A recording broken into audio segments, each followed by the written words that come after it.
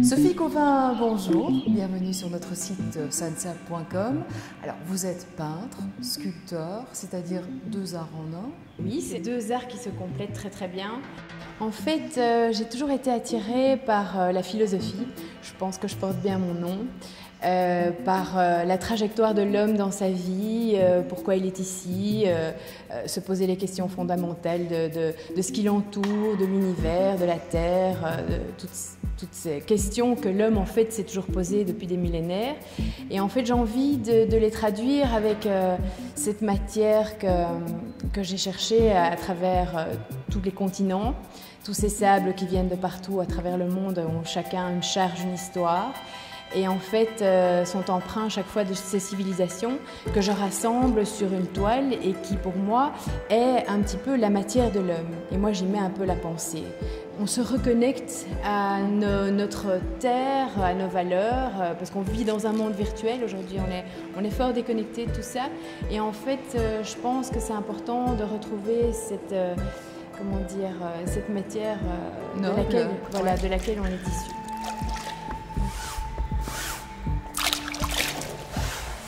Alors cette matière, c'est vrai que je la traite un petit peu comme dans la nature, c'est-à-dire je travaille avec beaucoup d'eau, j'enlève, je gratte, je mets des strates comme dans la nature, puis je les enlève aussi, donc je détruis aussi. Donc c'est un travail très physique et très corps à corps en fait avec la matière.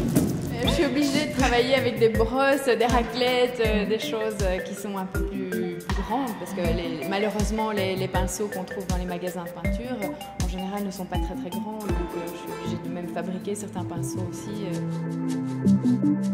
La matière en fait elle a une vie, elle a sa propre vie, donc quand on la mélange avec de l'eau, avec des matières, des sables entre eux, il y a des réactions et c'est ça que je trouve extraordinaire, c'est que en fait je suis en quelque sorte une main qui amène la matière sur ma toile et tout ça et qui la construit, mais la matière en elle-même travaille. Souvent je commence un tableau, je ne sais pas ce que je vais réaliser et en fait le lendemain quand la matière s'est disposée et tout ça et a séché, je vois apparaître quelque chose. Elle vous parle quelque part. Ah, tout à fait. Ouais. Et donc elle m'amène vers une voie et c'est ça que je trouve fantastique parce que c'est un vrai dialogue. Le nouvel atelier, là c'est juste merveilleux, c'est un bain de lumière et un bain de zénitude aussi. Qu'est-ce qui a fait que vous vous êtes posé ici? J'ai créé autour du bâtiment un microcosme. Donc il y a le microcosme, c'est mon jardin zen, et puis j'ai le macrocosme qui est le jardin avec son terriblement grand arbre qui est énorme. Et pour moi, ça a une symbolique aussi parce que c'est un peu comme dans l'univers. Il y a la Terre et l'univers. Et nous, on est aussi dans un microcosme perdu. Et je pense que c'est aussi ces rapports-là que je me suis un peu forgée autour de moi. Je voulais que ça soit spatial. Et donc, pour les œuvres aussi, je trouve ça important qu'elles flottent. Il n'y a pas une démarcation entre le sol, les murs et les plafonds.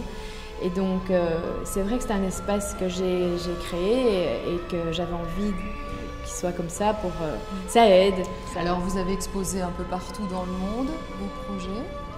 Ah j'ai des beaux projets en perspective, j'ai plus qu'à les travailler.